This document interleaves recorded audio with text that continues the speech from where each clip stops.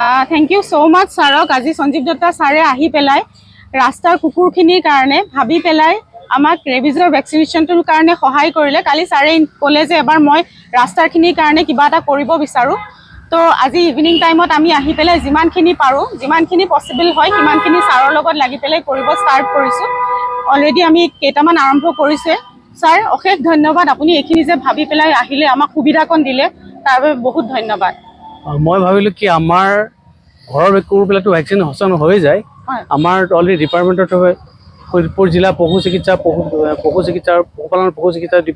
বিভাগে অলৰেডি আমাৰ কিছুমান ডিস্পেন্সাৰী ৱাইজ ফ্ৰী ভ্যাকচিনেশ্যন হৈছে তাতে বহুত সময় দেখা যায় যিবিলাক মানুহৰ ঘৰত থাকে